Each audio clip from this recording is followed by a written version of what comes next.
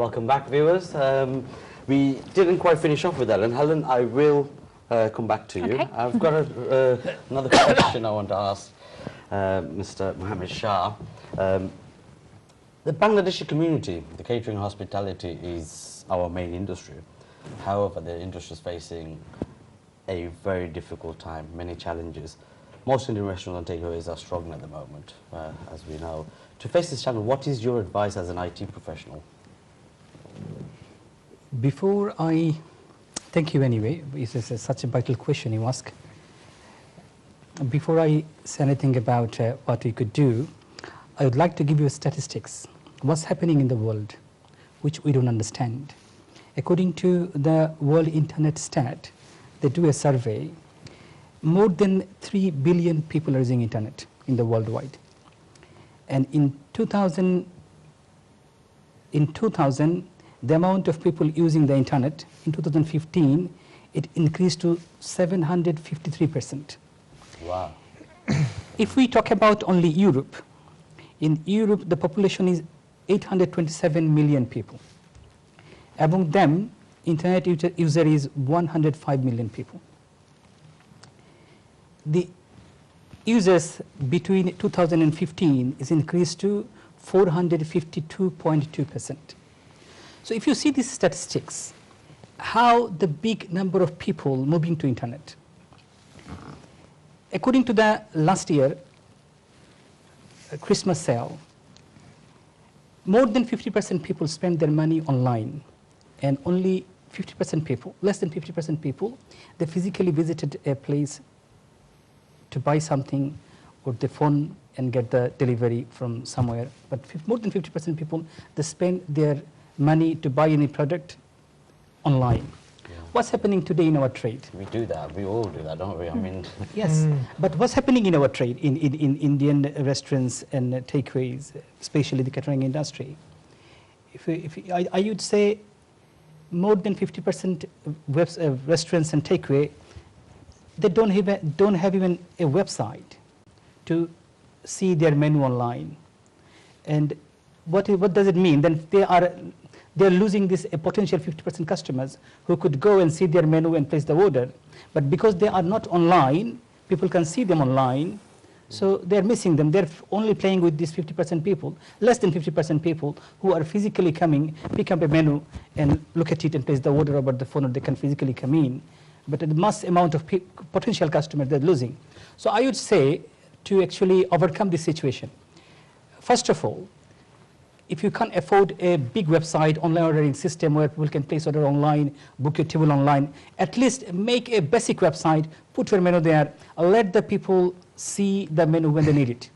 Yeah. And this way, I think at least we are actually covered the 100% customers who can come and enjoy our service. Yeah. I think, if I may, can I just come in on something? I think it's a very valid point that you've made, and I think that there's a number of things that could really improve, and I think that to clarify the brand would be, and to make stronger brands. I mean, we know what Indian food is, and we love Indian food in this country, but the brand is not clear.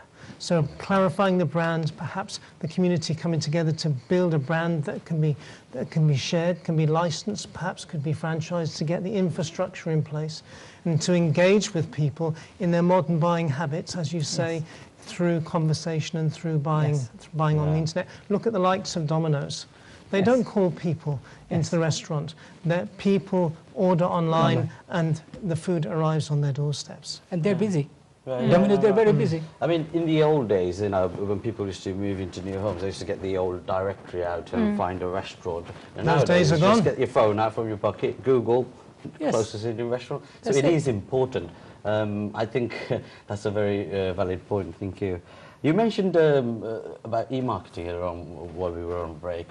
What did you mean by e-marketing? So I think we can get this information across to our viewers. It is, thank you. It is another important issue actually nowadays. Again, as a community, we are behind in these things. E-marketing is there is a statement that came in my head right now. Actually, it's from Pepper and Rogers Group from America.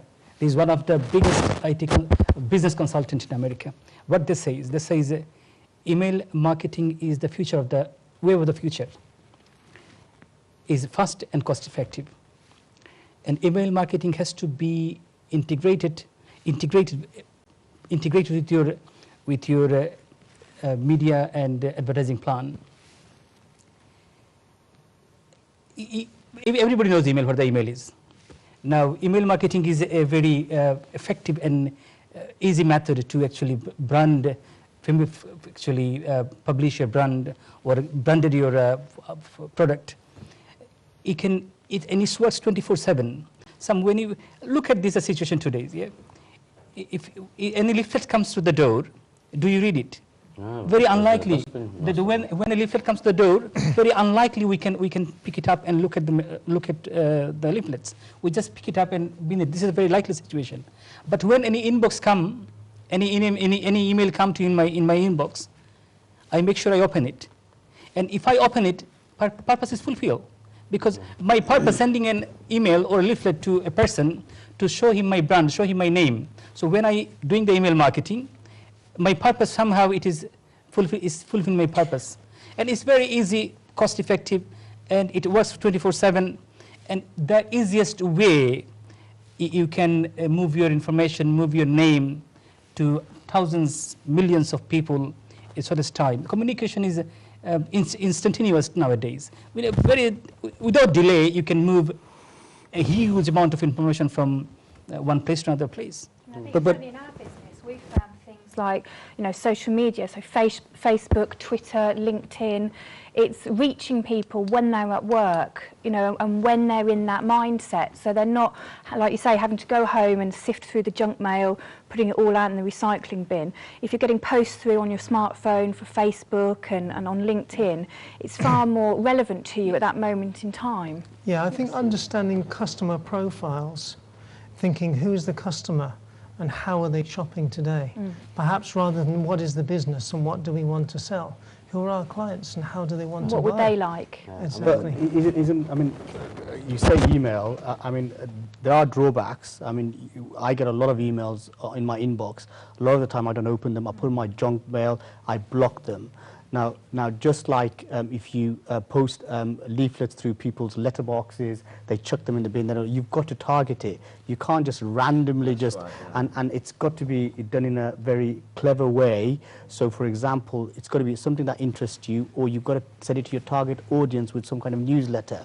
Because the amount of Nigerian emails I get for asking for money, or from you win something. Yeah, A long lost relative has passed away, and I've got it from the United Nations, And that's where social media comes in. it does. You can target very building well. trust So with you've got to be your very people. careful as well, because you could alienate your customer base by sending them unnecessary emails. So people think email is course, and it doesn't really harm. It does actually, because you then could be destroying your own brand. So yes, technology, and therefore you need the technicians to come in and assist you in how to target it. You need the branding people to assist you. And there are also legal implications of sending emails to people unsolicited. So again, these are things that This actually, I think every business has their focus customers. Yeah. Who are their focus customers? Who are going to the search? Because not everybody is customers for everybody. Yeah. And every business have their own customer database. So when you are emailing to from the database, you are emailing the people. And obviously there is so many ways you can collect the data. And there is a ways you can actually overcome these filters. Yeah. But also there are security problems in there, because I know recently, about 3 weeks ago, a solicitor's firm's email was hacked into, and an email was sent from their server to another company asking for the money to be transferred to a particular account. So it's all very well having technology, but you also have to have the safeguards. You need a computer expert to go in, assist your firewalls, because there are legal implications. Not only legal implication, you could destroy your business. Because if somebody said, I think you'd accept that. Hacking is a common issue. Well, it may be a common issue, but just like you would have a 5-lever lock fitted on your office door in order to prevent, but you need the same kind of systems in your computer system. And if you're going to be, look, at the end of the day, if the water is gushing out, you cannot stop it. Yes. Yeah, and whether you like it or not, people spend, yesterday I read that people spend more time on their phones than on their laptops or their TVs. Yes. Yeah, and so yes, the phones and the iPhones and your smartphones are the way to market your business. Yes. But again, you have to be very careful from that point of view. Clearly, an integrated approach is required, which is what one we. of the thing I can gather from here is that you need to filter your data. Yes. Find out who your right client, Focus your right is, client. so you're focusing on that. And how about the subject line on the email? That's Yes. quite important as Yes. well, isn't it? Yes. That is what makes and breaks of opening Yes. the email, because otherwise a lot of people think, oh, this is a spam. No, you don't smoke it, and it's a waste then, and not only that, it damages your brand. I think personally. Yeah. Okay, I think that was interesting. Thank you. Controversial. All got involved there, so that's nice. I'm going to come back to Helen. Helen, property investment, many people are interested in it, and in my point of view, it's quite expensive, isn't it? You need at least 30% deposit. I think that's a Average- misconception. Average home is about people 200,000. and probably rising. You know, if you certainly look at central London, I think you'd be quite lucky to get a property for that price. And you are right, to purchase in the traditional way, you do need a 25% to 30% deposit. But by getting involved with an organisation such as ourselves, we're not teaching you to buy in the traditional way. We're teaching you to go out and source properties that are below market value, and we introduce you to our panel of experts, so different lenders, different solicitors, different brokers, that are able to structure deals in a way that significantly reduces the amount of deposit that you need to put in. We're able to structure some of our deals with as little as 15% deposit. Now, the group of us were talking before we came onto the programme about different funding capabilities that are out there at the moment. And actually, in some circumstances, that 15% deposit can be reduced even further. I think what it takes is to actually look at each person as an individual, rather than having a one-size-fits-all investment strategy. We at Property Investment Wizard like to speak to you on an individual basis and understand what it is that you want to achieve, and look at actually the best form of investment for yourself.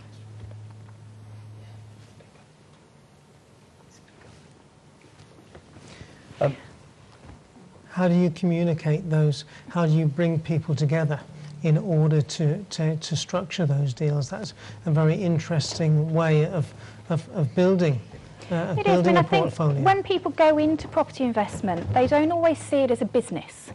People sort of see it perhaps as a get-rich-quick scheme or a hobby, and in actual fact it is a business. You're investing large amounts of money, and you're also investing large amounts of your own time. So what we do with people is people go on an initial training. So everybody needs to know the basics and have a sort of level playing field. But then what we would do is we'd sit with you as an individual, and we'd understand perhaps what your income is, what it is you want to achieve. If you've got a family perhaps that you would want to leave your properties and your income for, which would be different from somebody else perhaps like myself, who is purely doing it for my own benefit. And then we can put you in touch with sources to match properties with your individual needs.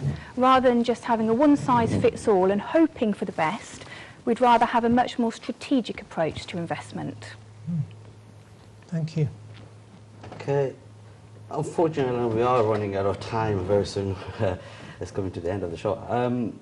I cannot wait to discuss further. Who's going to be coming onto our future show? Would it be yourself or Matthew? Well, Matthew, who is the CEO of the company, is currently in much sunnier climates in England. He's currently abroad looking at investment properties for some of our clients. But he has rest assured that he will be back for the next show. So you'd be able to speak with Matthew himself, who has got over 31 years of experience investing in property. So I'm pretty confident that any questions you've got, he'd be able to come up with the answers. Okay, here you go, ladies and gentlemen. We've got the Harry Potter of property investment coming. So that's good news. That's good news. How did you get involved in the property market other than being involved with Matthew and Matthew helping you out, did you have properties before then? I didn't. Well, I bought my own property when I was 18 years old. You know, I was very lucky. I'd got parents who were able to help me out. But I never saw it as an investment. I'm very pleased to say that I still have that property now. But for me, I perhaps came about it from the other way. I came about it from a letting agent's point of view. So I was aware of perhaps some of the difficulties and some of the structures that need to be in place to make it a successful business. Okay. One question, is the property investment market changing?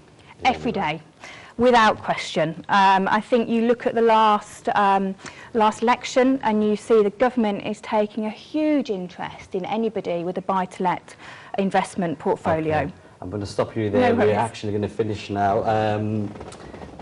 Dear viewers, we're coming to the end of the show, and I want to thank you for watching, and thank you, our advisors as well. Well, thank you. I want to extend my thank you to one other person who's worked tirelessly to put this program together.